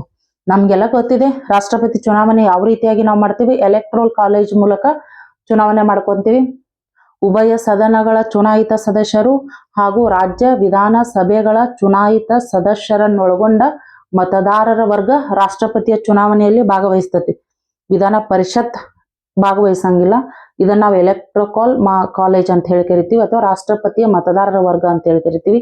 ಈ ರಾಷ್ಟ್ರಪತಿಯ ಒಂದು ವಿಶೇಷ ಮತದಾರ ವರ್ಗ ಇವರನ್ನು ಏನ್ ಚುನಾಯಿಸ್ತದೆಯೋ ಇವರ ಒಂದು ಚುನಾವಣೆಗೆ ಸಂಬಂಧಪಟ್ಟಂತೆ ಏನಾದ್ರು ತಿದ್ದುಪಡಿ ತಗೊಂಡ್ಬರ್ಬೇಕು ಅಂತಂದ್ರೆ ಈ ಒಂದು ವಿಧಾನದ ಮೂಲಕನೇ ತರಬೇಕು. ಎರಡನೇದು ಕೇಂದ್ರ ಮತ್ತು ರಾಜ್ಯದ ಶಾಸಕಾಂಗ ಅಧಿಕಾರಗಳು ಮತ್ತು ಕಾರ್ಯಾಂಗದ ಅಧಿಕಾರಗಳು.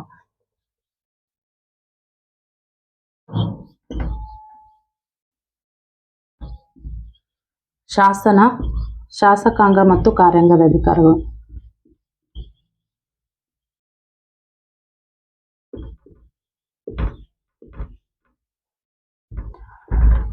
ಇದು ಕೂಡ ಬಹಳ ಇಂಪಾರ್ಟೆಂಟ್. ಯಾಕಂದ್ರೆ ರಾಜ್ಯ ಮತ್ತು ಕೇಂದ್ರದ ಶಾಸಕಾಂಗ ಮತ್ತು ಕಾರ್ಯಾಂಗದ ಅಧಿಕಾರಗಳು. ಶಾಸಕಾಂಗ, ಕಾರ್ಯಾಂಗ, ನ್ಯಾಯಾಂಗ 3 ಅಂಗಗಳನ್ನು ಒಳಗೊಂಡಿರುವಂತ ಒಂದು ಅಧಿಕಾರ ನಮ್ಮಲ್ಲಿದೆ. ನಾವು ಕೇಂದ್ರ ಕಾರ್ಯಾಂಗವನ್ನ ತೆಗೆದುಕೊಂಡ್ರೆ ಅಲ್ಲಿ ಹೆಡ್ ಯಾರು ಇರ್ತಾರೆ? ರಾಷ್ಟ್ರಪತಿ ಇರ್ತಾರೆ. ರಾಷ್ಟ್ರಪತಿ ಹೆಸರಿನಲ್ಲೇ ಕೇಂದ್ರ ಕಾರ್ಯಾಂಗದ ಎಲ್ಲಾ ಅಧಿಕಾರಗಳು ನಡೀತವೆ. ಇವರು ದಂಡಾಧಿಕಾರಿಗಳಾಗಿ ಇದ್ ಮಾಡ್ತಾರೆ. ಯಾಕಂದ್ರೆ 3 ಭೂಸೇನೆ, ವಾಯುಸೇನೆ, ನೌಕಾಸೇನೆ 3 ಪಡೆಗಳ ಒಂದು ಮಹಾ ದಂಡ ನಾಯಕರು ಅಂತ ಹೇಳಿ ಕರೀತಾರೆ. ಯಾವುದೇ ಆಗಿರ್ಬೇಕು, ಈಗ ಹಣಕಾಸು ಮಸೂದೆ ಆಗಿರ್ಬೋದು, ಯಾವುದೇ ಒಂದು ಮಸೂದೆ ಕಾಯ್ದೆ ಆಗ್ಬೇಕಾದ್ರೆ, ಬಿಲ್ ಇದ್ದುದು ಆಕ್ಟ್ ಆಗ್ಬೇಕಾದ್ರೆ, ಮಸೂದೆ ಇದ್ದುದು ಕಾಯ್ದೆ ಆಗ್ಬೇಕಾದ್ರೆ ಮಸ್ಟ್ ಅಂಡ್ ಶುಡ್ ಯಾರ್ದು? ರಾಷ್ಟ್ರಪತಿಗಳು ಒಪ್ಪಿಗೆ ಬೇಕು. ಅದೇ ರೀತಿಯಾಗಿ ರಾಜ್ಯದ ಕಾರ್ಯಾಂಗ ಅಥವಾ ರಾಜ್ಯದ ಕಾರ್ಯಾಂಗದ ಅಧಿಕಾರಿಗಳು ಯಾರು ಇರ್ತಾರೆ ಅಂತಂದ್ರೆ ರಾಜ್ಯಪಾಲರು ಇರ್ತಾರೆ. ರಾಜ್ಯಪಾಲರ ಹೆಸರಿನಲ್ಲೇ ರಾಜ್ಯದ ಕಾರ್ಯಾಂಗದ ಅಧಿಕಾರಗಳು ಎಲ್ಲವೂ ನಡೆಯುತ್ತದೆ. ನಮ್ಗೆಲ್ಲ ಗೊತ್ತಿದೆ, ಇವರು ನಾಮ ಮಾತ್ರ ಮುಖ್ಯಸ್ಥರು. ನಿಜವಾದ ಮುಖ್ಯಸ್ಥರು ಯಾರಾಗಿರ್ತಾರೆ ಅಂದ್ರೆ ರಾಜ್ಯದಲ್ಲಿ ಮುಖ್ಯಮಂತ್ರಿ ನಿಜವಾದ ಮುಖ್ಯಸ್ಥರಾಗಿದ್ದು, ರಾಜ್ಯಪಾಲರು ನಾಮ ಮಾತ್ರ ಮುಖ್ಯಸ್ಥರಾಗಿರ್ತಾರೆ. ಮುಖ್ಯಮಂತ್ರಿಯ ಸಲಹೆ ಮೇರೆಗೆ ರಾಜ್ಯಪಾಲರ ಕರ್ತವ್ಯವನ್ನ ನಿರ್ವಹಿಸ್ತಿರ್ತಾರೆ. ಇಲ್ಲೂ ಅಷ್ಟೇ, ನಿಜವಾದ ಮುಖ್ಯಸ್ಥರು ಪ್ರಧಾನಿಯಾಗಿರ್ತಾರೆ. ಪ್ರಧಾನಿಯ ಸಲಹೆ ಸೂಚನೆಯ ಮೇರೆಗೆ ರಾಷ್ಟ್ರಪತಿಗಳು ಕಾರ್ಯವನ್ನು ನಿರ್ವಹಿಸ್ತಿರ್ತಾರೆ. ಈ ರಾಜ್ಯದ ಮತ್ತು ಕೇಂದ್ರದ ಶಾಸಕಾಂಗ ಮತ್ತು ಕಾರ್ಯಾಂಗದ ಅಧಿಕಾರಗಳನ್ನ ಏನಾರು ತಿದ್ದುಪಡಿ ಮಾಡಬೇಕಾಗಿತ್ತು ಅಂತಂದ್ರೆ ಯಾವದ ಒಂದು ವಿಧಾನದಲ್ಲಿ ತಿದ್ದುಪಡಿ ಮಾಡಬಹುದು ಅಂದ್ರೆ ಈ ಒಂದು ವಿಶೇಷ ಬಹುಮತ ಮತ್ತು ಅರ್ಧ ರಾಜ್ಯಗಳ ಒಪ್ಪಿಗೆ ಎನ್ನುವಂತ ವಿಧಾನದಲ್ಲಿ ಇದನ್ನ ತಿದ್ದುಪಡಿಯನ್ನ ಮಾಡಬಹುದು. ನೆಕ್ಸ್ಟ್ ಒನ್, ಸುಪ್ರೀಂ ಕೋರ್ಟ್ ಮತ್ತು ಹೈಕೋರ್ಟ್ಗೆ ಸಂಬಂಧಪಟ್ಟಂತೆ.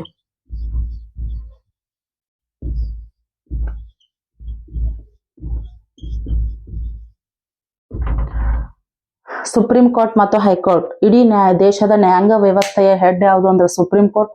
ರಾಜ್ಯದ ನ್ಯಾಯಾಂಗ ವ್ಯವಸ್ಥೆ ಹೆಡ್ ಯಾವುದು ಅಂದ್ರೆ ಹೈಕೋರ್ಟ್. ಸುಪ್ರೀಂ ಕೋರ್ಟ್ಗೆ ಏನಾದ್ರು ಸಂಬಂಧಪಟ್ಟಂತೆ ತಿದ್ದುಪಡಿ ಇದ್ರ, ಹೈಕೋರ್ಟ್ಗಳಿಗೆ ಏನಾದ್ರೂ ಸಂಬಂಧಪಟ್ಟಂತಹ ತಿದ್ದುಪಡಿಗಳಿದ್ರೆ ಅದು ಈ ಒಂದು ವಿಧಾನದಲ್ಲಿ ತಿದ್ದುಪಡಿಯನ್ನ ಮಾಡಬಹುದು. ಈಗ ಸುಪ್ರೀಂ ಕೋರ್ಟ್ ಅನ್ನ ತೆಗೆದುಕೊಂಡಾಗ ಮೂಲ ಅಧಿಕಾರ ವ್ಯಾಪ್ತಿ, ಸಲಹಾ ರೂಪದ ಕಾರ್ಯಗಳು, ಮೇಲ್ಮನವಿ. ಸುಪ್ರೀಂ ಕೋರ್ಟ್ ಯಾವಾಗ್ಲೂ ಕೇಂದ್ರ ಸರ್ಕಾರಕ್ಕೆ ಕನೆಕ್ಟ್ ಆಗಿರುತ್ತೆ. ರಾಷ್ಟ್ರಪತಿ ಆಗಿರ್ಬೋದು, ಒಂದು ಕೇಂದ್ರ ಕಾರ್ಯಾಂಗದಲ್ಲಿ ಹೆಡ್ ಯಾರು ಇರ್ತಾರೆ ಅಂದ್ರೆ ರಾಷ್ಟ್ರಪತಿ, ಅಟಾರ್ನಿ ಜನರಲ್ ಮತ್ತು ರಾಷ್ಟ್ರಪತಿ ಹಾಗೂ ಉಭಯ ಸದನಗಳ ಸಂಸತ್ ಸದಸ್ಯರು ಯಾವ್ದಾದ್ರು ಒಂದು ಸಂವಿಧಾನದ ಸಂಬಂಧಪಟ್ಟಂತಹ ಒಂದು ಕಾಯ್ದೆ ಅಥವಾ ಕಾನೂನನ್ನು ಜಾರಿಗೆ ತರಬೇಕಾದ್ರೆ ಅದರ ಸಾಧಕ ಬಾಧಕಗಳ ಕುರಿತು ಯಾರಿಗೆ ಸಲಹೆ ಸೂಚನೆಗಳನ್ನ ಕೇಳ್ತಾರೆ ಅಂದ್ರೆ ಸುಪ್ರೀಂ ಕೋರ್ಟ್ನ ಮುಖ್ಯ ನ್ಯಾಯಮೂರ್ತಿಗಳು ಕೇಳ್ತಾರೆ. ಇದನ್ನ ತಗೊಂಬಂದ್ರೆ ಏನ್ ಕಾನೂನಿನ ವ್ಯಾಪ್ತಿಯಲ್ಲಿ ಇದು ಹೇಗಿದೆ ಅಂತೇಳಿ ಅದಕ್ಕೆ ಸಲಹೆ ಸೂಚನೆಗಳನ್ನ ಸುಪ್ರೀಂ ಕೋರ್ಟ್ ಕೊಡ್ತದೆ. ಅದೇ ರೀತಿಯಾಗಿ ಹೈಕೋರ್ಟ್ ಕೂಡ ರಾಜ್ಯದಲ್ಲಿ ಯಾರಿರ್ತಾರೆ? ಕಾನೂನು ಅಧಿಕಾರಿ, ಅಡ್ವೊಕೇಟ್ ಜನರಲ್ ಇರ್ತಾರೆ. ಅವರಿಗೆ ಸಲಹೆ ಸೂಚನೆಗಳನ್ನ ಇವರು ಚೀಫ್ ಜಸ್ಟಿಸ್ ಕೊಡ್ತಿರ್ತಾರೆ. ಈ ಸುಪ್ರೀಂ ಕೋರ್ಟ್ ಮತ್ತು ಹೈಕೋರ್ಟ್ಗೆ ಸಂಬಂಧಪಟ್ಟಂತೆ ಏನಾದ್ರೂ ತಿದ್ದುಪಡಿಗಳನ್ನ ತರಬಹುದು ಅಂತ ಅನಿಸಿದ್ರೆ ಅದು ಯಾವ ಅಡಿಯಲ್ಲಿ ತರಬೇಕು? ಈ ಒಂದು ವಿಶೇಷ ಬಹುಮತ ಮತ್ತು ಈ ಒಂದು ಅಡಿಯಲ್ಲಿ ನಾವು ತೆಗೆದುಕೊಂಡು ಬರಬೇಕು. ಆಮೇಲೆ ಇನ್ನೊಂದು ನೆಕ್ಸ್ಟ್ ಪಾಯಿಂಟ್, ಸಂಸತ್ತಿನಲ್ಲಿ ರಾಜ್ಯಗಳ ಪ್ರಾತಿನಿಧ್ಯತೆ.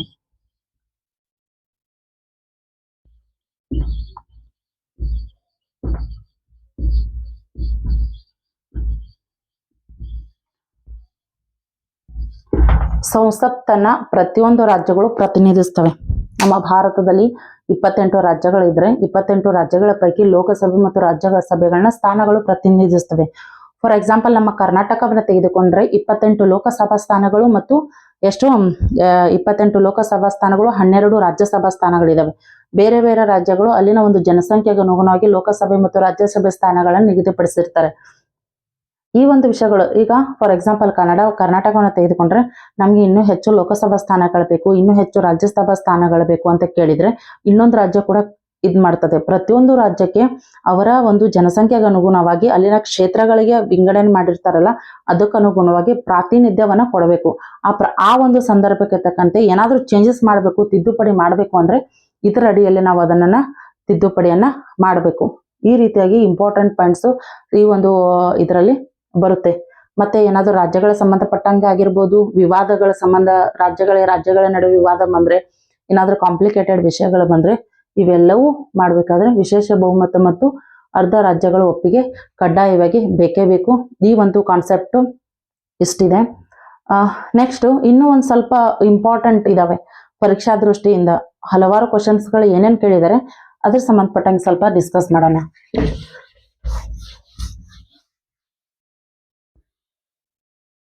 ಎಕ್ಸಾಮ್ಗಳಲ್ಲಿ ಕೇಳಿರುವಂತ ಕ್ವಶನ್ಸ್. ಸಂವಿಧಾನದ ತಿದ್ದುಪಡಿ ವಿಧಾನವನ್ನ ಯಾವ ಸದನದಲ್ಲಿ ಆರಂಭಿಸಬಹುದು? ಪ್ರಾರಂಭ ಯಾವ ಮಾಡಬೇಕು? ಯಾಕಂದ್ರೆ ಲೋಕಸಭೆಯಲ್ಲಿ ಪ್ರಾರಂಭಿಸಬೇಕು ಅಮೆಂಡ್ಮೆಂಟ್ ಪ್ರೊಸೀಜರು, ಇನ್ನು ರಾಜ್ಯಸಭೆಯಲ್ಲಿ ಪ್ರಾರಂಭಿಸಬೇಕು. ನೋಡಿ, ಇಲ್ಲಿ ಒಂದು ನಾವು ನೆನ್ಪಿಟ್ಕೋಬೇಕು, ಸಂವಿಧಾನದ ತಿದ್ದುಪಡಿ ಅನ್ನುವಂಥ ವಿಷಯವನ್ನ ಯಾವುದೇ ಸದನದಲ್ಲಾದ್ರೂ ಮಂಡಿಸಬಹುದು. ಫಸ್ಟ್ ಯಾವುದೇ ಸದನದಲ್ಲ, ಲೋಕಸಭೆಯಲ್ಲಾದ್ರೂ ಫಸ್ಟ್ ಮಂಡಿಸಬಹುದು, ರಾಜ್ಯಸಭೆಯಲ್ಲೂ ಮಂಡಿಸಬಹುದು. ಹಾಗಾದ್ರೆ ಆನ್ಸರ್ ಏನು ಅಂದ್ರೆ ಯಾವುದೇ ಸದನದಲ್ಲಿ ಆರಂಭಿಸಬಹುದು ತಿದ್ದುಪಡಿಯನ್ನು. ತಿದ್ದುಪಡಿ ನೀವು ಬೇಕಾದ್ರೆ ಫೈಂಡ್ಸ್ ಮಾಡ್ಕೋಬಹುದು. ಇವೆಲ್ಲ ಎಕ್ಸಾಮ್ಗಳಲ್ಲಿ ಕೇಳಿರುವಂತ ಕ್ವಶನ್ಸ್. ತಿದ್ದುಪಡಿ ಯಾವುದೇ ಸದನದಲ್ಲಿ ಸ್ಟಾರ್ಟ್ ಮಾಡಬಹುದು,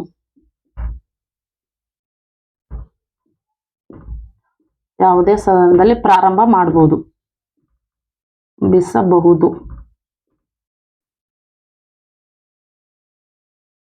ತಿದ್ದುಪಡಿ ಹಾಗಾದ್ರೆ ರಾಜ್ಯಗಳಲ್ಲಿ ಆರಂಭಿಸಬಹುದೇ? ರಾಜ್ಯಗಳಲ್ಲಿ ದ್ವಿಸದನ ಇದಾವೆ, ಲೋಕಸಭೆ ವಿಧಾನಸಭೆ ಇದೆ, ವಿಧಾನ ಪರಿಷತ್ ಇದೆ. ಯಾವುದೇ ಒಂದು ತಿದ್ದುಪಡಿಯನ್ನ ನಾವು ವಿಧಾನಸಭೆಯಲ್ಲಿ ಆರಂಭಿಸಿ ವಿಧಾನ ಪರಿಷತ್ ನೋ. ತಿದ್ದುಪಡಿಗೆ ಸಂಬಂಧಪಟ್ಟಂತೆ ರಾಜ್ಯ ಶಾಸನ ಸಭೆಗಳಿಗೆ ಅಧಿಕಾರವಿಲ್ಲ. ಇದು PC ಎಕ್ಸಾಮ್ಗಳಲ್ಲಿ ಕೇಳುವಂತ ಕ್ವಶನ್. ಓನ್ಲಿ ಲೋಕಸಭೆ ಮತ್ತು ರಾಜ್ಯಸಭೆ, ಕೇಂದ್ರ ಶಾಸನ ಸಭೆಗೆ ಅಥವಾ ಕೇಂದ್ರಕ್ಕೆ ಮಾತ್ರ ತಿದ್ದುಪಡಿ ಸಂಬಂಧಪಟ್ಟಂತೆ ಅಧಿಕಾರವಿದೆ. ತಿದ್ದುಪಡಿಗೆ ಸಂಬಂಧಪಟ್ಟಂತೆ ರಾಜ್ಯ ಶಾಸನ ಸಭೆಗೆ ಅಧಿಕಾರವಿಲ್ಲ. ಇದನ್ನೆಲ್ಲರೂ ನೆನ್ಪಿಟ್ಕೋಬೇಕು. ತಿದ್ದುಪಡಿಗೆ ರಾಜ್ಯ ಶಾಸನ ಸಭೆಗೆ ಅಧಿಕಾರವಿಲ್ಲ. ಸಭೆಗೆ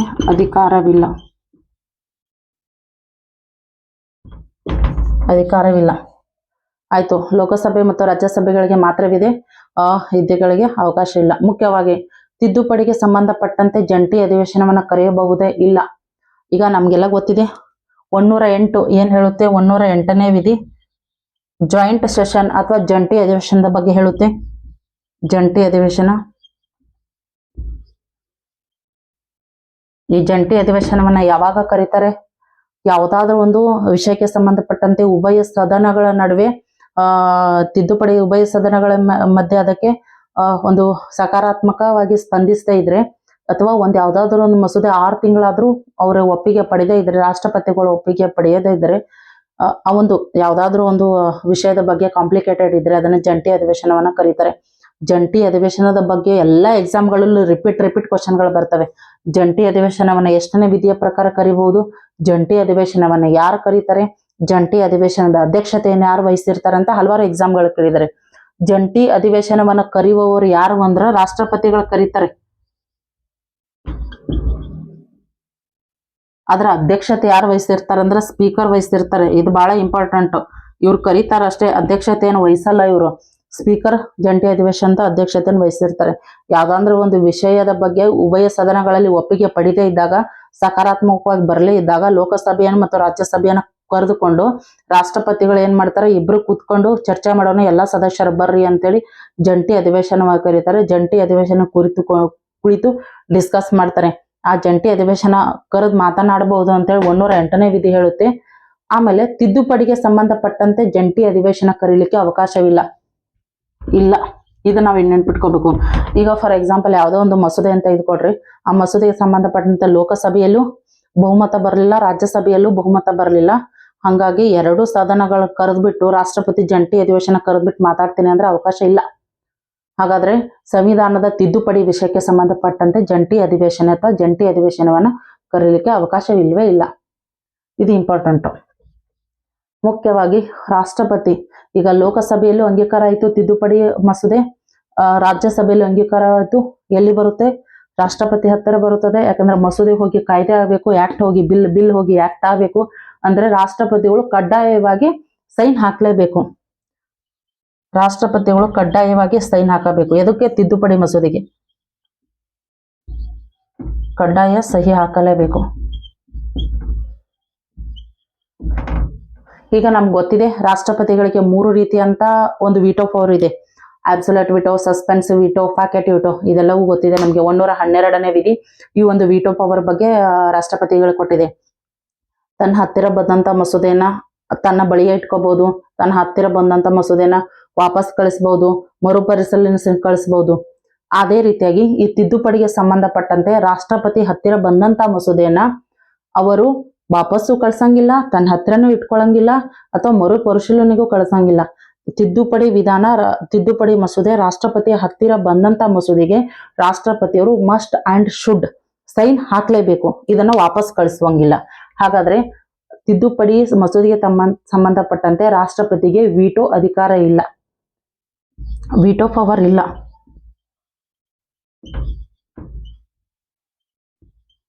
ವಿಟೋ ಅಧಿಕಾರವಿಲ್ಲ. ಇದು ಬಹಳ ಇಂಪಾರ್ಟೆಂಟ್. ರಾಷ್ಟ್ರಪತಿ ಯಾವ್ದಾದ್ರು ಮಸೂದೆಗೆ ಸಂಬಂಧಪಟ್ಟಂತೆ ತನ್ನ ವಿಟೋ ಪವರ್ ಅನ್ನ ಯೂಸ್ ಮಾಡಬಹುದು, ಉಪಯೋಗಿಸಬಹುದು. ಬಟ್ ತಿದ್ದುಪಡಿ ಮಸೂದೆಗೆ ಸಂಬಂಧಪಟ್ಟಂತೆ ಅವರಿಗೆ ವಿಟೋ ಪವರ್ ಇಲ್ಲವೇ ಇಲ್ಲ. ಇದು ಇಂಪಾರ್ಟೆಂಟ್. ರಾಷ್ಟ್ರಪತಿ ಏನ್ ಮಾಡಬಹುದು, ಕಡ್ಡಾಯವಾಗಿ ಸೈನ್ ಹಾಕಲೇಬೇಕು. ಜಂಟಿ ಅಧಿವೇಶನಕ್ಕೆ ಅವಕಾಶ ಇಲ್ಲ, ಶಾಸನ ಸಭೆಗಳಿಗೆ ಅವಕಾಶವಿಲ್ಲ, ಯಾವುದೇ ಸದನ ಇದನ್ನ ಇನ್ನೊಂದು ಯಾವುದೇ ಖಾಸಗಿ ಸಾರ್ವಜನಿಕ ಪಬ್ಲಿಕ್ಕು ಇದನ್ನ ಮಾಡಬಹುದು. ಸಾರ್ವಜನಿಕ ಅಧಿಕಾರಿ ಅಥವಾ ಖಾಸಗಿ ಅಧಿಕಾರಿ ಯಾರಾದ್ರೂ ಕೂಡ ಸಂವಿಧಾನ ತಿದ್ದುಪಡಿಯನ್ನ ನಾವು ಮಂಡನೆ ಮಾಡಲೇಬೇಕು. ಇವೆಲ್ಲ ಎಕ್ಸಾಮ್ಗಳಲ್ಲಿ ಕೇಳಿರುವಂತ ಕ್ವಶನ್ಸ್. ಇನ್ನೊಂದು KS ಎಕ್ಸಾಮ್ಗಳಲ್ಲಿ ಮೀನ್ಸ್ KS ಪ್ರಿಲಿಮ್ಸ್ ಎಕ್ಸಾಮ್ಗಳಲ್ಲಿ ಒಂದು ರಿಪೀಟ್ ಆಗಿರುವಂತ ಕ್ವಶನ್ಸ್, ಅದರ ಬಗ್ಗೆ ಡಿಸ್ಕಸ್ ಮಾಡ್ತೀನಿ ನಾನು. ಮೂಲಭೂತ ಹಕ್ಕುಗಳನ್ನ ತಿದ್ದುಪಡಿ ಮಾಡಬಹುದೇ? ಮೂಲಭೂತ ಹಕ್ಕುಗಳನ್ನ ತಿದ್ದುಪಡಿ ಮಾಡಬಹುದೇ?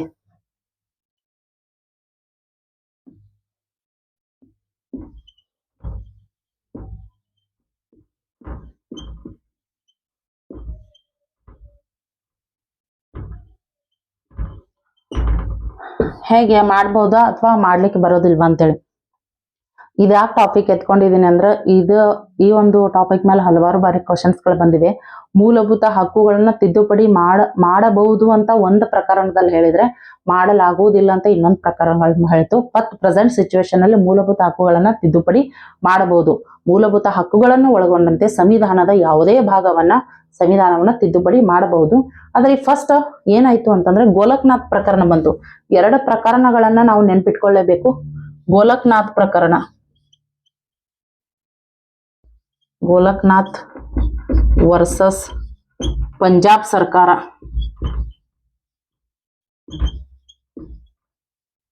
ಸರ್ಕಾರ 1962. ಈ ಪ್ರಕರಣವನ್ನ ನೆನ್ಪಿಟ್ಕೋಬೇಕು. ಇದು ಎಲ್ಲಾ ಎಕ್ಸಾಮ್ಗಳಲ್ಲಿ PC ಇಂದ KS ವರೆಗೂ ಈ ಒಂದು ಇದನ್ನ ಪ್ರಕರಣವನ್ನ ಕೇಳಿದ್ದಾರೆ. ಈ ಒಂದು ಪ್ರಕರಣದಲ್ಲಿ ಸುಪ್ರೀಂ ಕೋರ್ಟ್ ಮೆಟ್ಟಿಲೇರಿತು. ಈ ಒಂದು ಪ್ರಕರಣದಲ್ಲಿ ಸುಪ್ರೀಂ ಕೋರ್ಟ್ ಏನಂತ ಹೇಳ್ತಂದ್ರೆ, ಮೂಲಭೂತ ಹಕ್ಕುಗಳನ್ನ ತಿದ್ದುಪಡಿ ಮಾಡುವಂತಿಲ್ಲ, ತಿದ್ದುಪಡಿ ಇಲ್ಲ. ನೆನ್ಪಿಟ್ಕೋಬೇಕು, ಮೂಲಭೂತ ಹಕ್ಕುಗಳನ್ನ ತಿದ್ದುಪಡಿ ಮಾಡುವಂತಿಲ್ಲ ಅಂತ ಹೇಳಿತು. ಆಗ ನಮ್ಮ ರಾಜಕಾರಣಿಗಳು ಸುಮ್ಮನೆ ಇರಲಿಲ್ಲ. ಅದಕ್ಕಾಗಿ ಏನ್ ಮಾಡಿದ್ರು ಅಂದ್ರೆ ಸಂವಿಧಾನಕ್ಕೆ ತಿದ್ದುಪಡಿ 1971ರಲ್ಲಿ 24ನೇ ತಿದ್ದುಪಡಿ ಅಂತ ತಗೊಂಡ್ಬಂದ್ರು. 1971ರಲ್ಲಿ 24ನೇ ಅಮೆಂಡ್ಮೆಂಟ್ ಅನ್ನ ತೆಗೆದುಕೊಂಡು ಬಂದ್ರು. ಈ ಅಮೆಂಡ್ಮೆಂಟ್ ಏನ್ ಹೇಳುತ್ತಂದ್ರೆ ಮೂಲಭೂತ ಹಕ್ಕುಗಳನ್ನು ತಿದ್ದುಪಡಿ ಮಾಡಬಹುದು ಅಂತೇಳಿ.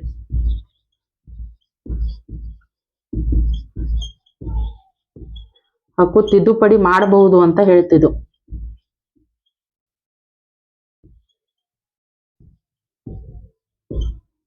Golaknath versus state of Punjab ಸರ್ಕಾರ 1962 ಪ್ರಕರಣದಲ್ಲಿ ಮೂಲಭೂತ ಹಕ್ಕುಗಳನ್ನ ತಿದ್ದುಪಡಿ ಮಾಡುವಂತಿಲ್ಲ ಅಂತ ಹೇಳಿತ್ತು.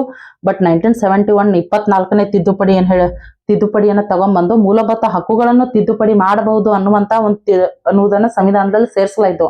ಆಗ ಸುಪ್ರೀಂ ಕೋರ್ಟ್ಗೆ ಇನ್ನೊಂದು ಪ್ರಕರಣ ಬಂತು. ಇದು ವೆರಿ ವೆರಿ ಇಂಪಾರ್ಟೆಂಟ್. ಆ ಪ್ರಕರಣವೇ ಯಾವುದು ಅಂದ್ರೆ ಕೇಶವಾನಂದ ಭಾರತಿ ಪ್ರಕರಣ. Keshavananda Bharati versus state of Kerala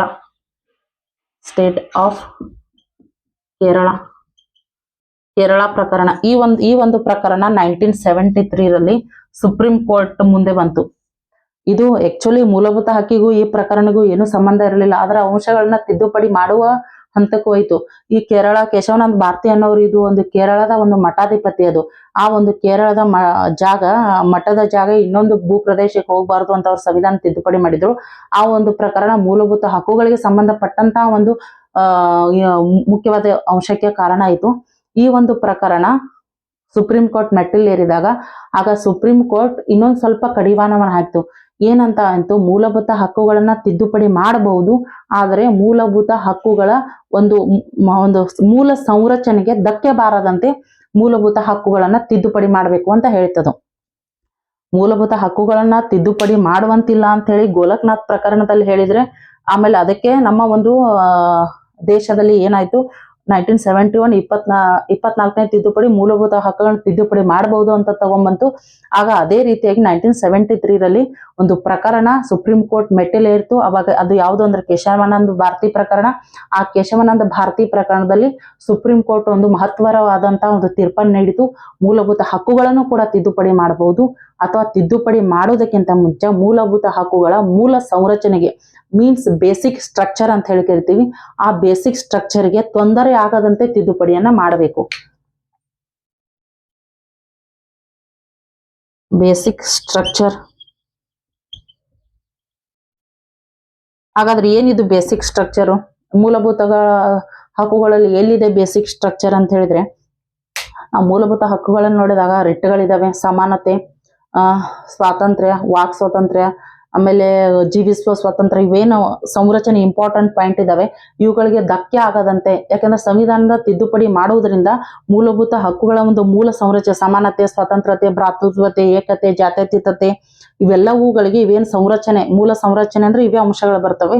ಈ ಅಂಶಗಳಿಗೆ ಧಕ್ಕೆ ಆಗದಂತೆ ಮೂಲಭೂತ ಹಕ್ಕುಗಳನ್ನ ತಿದ್ದುಪಡಿ ಮಾಡಬಹುದು ಅನ್ನುವಂತ ಒಂದು ಕಾನ್ಸೆಪ್ಟ್ ಕೇಶವಾನಂದ ಭಾರತಿ ಪ್ರಕರಣದಲ್ಲಿ ಸುಪ್ರೀಂ ಕೋರ್ಟ್ ತೀರ್ಪನ್ನ ನೀಡಿರುವುದರಿಂದ ಇಲ್ಲಿಯವರೆಗೂ ಕೂಡ ಸಂವಿಧಾನದಲ್ಲಿ ಏನಾಗುತ್ತೆ ಅಂದ್ರೆ ಸಂವಿಧಾನದ ಮೂಲಭೂತ ಹಕ್ಕುಗಳನ್ನ ತಿದ್ದುಪಡಿ ಮಾಡಬಹುದು, ಆದರೆ ಈ ಒಂದು ಬೇಸಿಕ್ ಸ್ಟ್ರಕ್ಚರ್ಗೆ ಧಕ್ಕೆ ಆಗದಂತೆ ತಿದ್ದುಪಡಿಯನ್ನ ಮಾಡಬೇಕು.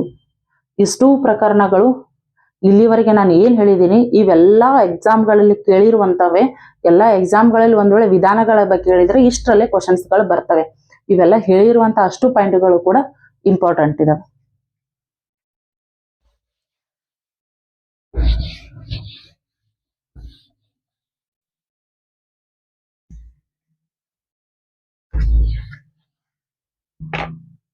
ಸಂವಿಧಾನದ ತಿದ್ದುಪಡಿ ಎಷ್ಟನೇ ವಿಧಿಯಲ್ಲಿ ಬರುತ್ತೆ, ಯಾವ ಆರ್ಟಿಕಲ್ ಅಡಿಯಲ್ಲಿ ಬರುತ್ತೆ, ಎಷ್ಟನೇ ಭಾಗದಲ್ಲಿ ಕಂಡು ಬರುತ್ತೆ, ಎಷ್ಟು ವಿಧಾನಗಳಿದಾವೆ, ಸರಳ ಬಹುಮತದಲ್ಲಿ ಯಾವ ವಿಷಯಗಳು ಬರುತ್ತೆ, ಆಮೇಲೆ ವಿಶೇಷ ಬಹುಮತದಲ್ಲಿ ಯಾವ ವಿಷಯಗಳು ಬರುತ್ತೆ, ವಿಶೇಷ ಬಹುಮತ ಮತ್ತು ಅರ್ಧ ರಾಜ್ಯಗಳು ಒಪ್ಪಿಗೆಯೊಂದಿಗೆ ಯಾವ ಅಂಶಗಳು ಬರುತ್ತೆ, ಆಮೇಲೆ ಗೋಲಕ್ನಾಥ್ ಪ್ರಕರಣ ಏನ್ ಹೇಳುತ್ತೆ, ಕೇಶವಾನಂದ ಭಾರತಿ ಪ್ರಕರಣಗಳು ಏನ್ ಹೇಳುತ್ತವೆ, ಇವೆಲ್ಲವೂ ಕ್ವಶನ್ಸ್ಗಳು ಇಂಪಾರ್ಟೆಂಟ್ ಇದಾವೆ. ಈ ಟಾಪಿಕ್ ಅಂತೂ ವೆರಿ ವೆರಿ ಇಂಪಾರ್ಟೆಂಟ್ ಪರೀಕ್ಷಾ ದೃಷ್ಟಿಯಿಂದ. ಸೊ ಈ ಒಂದು ವಿಷಯ ನಿಮ್ಗೆಲ್ಲ ಯೂಸ್ಫುಲ್ ಆಗಿದೆ ಅಂತ ಭಾವಿಸ್ತಾ ಈ ಕ್ಲಾಸನ್ನು ಇಲ್ಲಿಗೆ ಎಂಡ್ ಮಾಡ್ತಾ ಇದ್ದೀನಿ. ನೆಕ್ಸ್ಟ್ ವಿಡಿಯೋದಲ್ಲಿ ಎಷ್ಟು ಅಮೆಂಡ್ಮೆಂಟ್ಗಳಿದಾವೆ, ಇಂಪಾರ್ಟೆಂಟ್ ಅಮೆಂಡ್ಮೆಂಟ್ಗಳು ಏನಿದಾವೆ ಅನ್ನೋದನ್ನ ಹೇಳ್ತೀನಿ. ಹೇಳ್ತಾ ಇದು ಯೂಸ್ಫುಲ್ ಆಗಿದೆ ಅಂತ ಭಾವಿಸ್ತಾ ಈ ಕ್ಲಾಸ್ನ ಇಲ್ಲಿಗೆ ಎಂಡ್ ಮಾಡ್ತಾ ಇದ್ದೀನಿ. Thank you.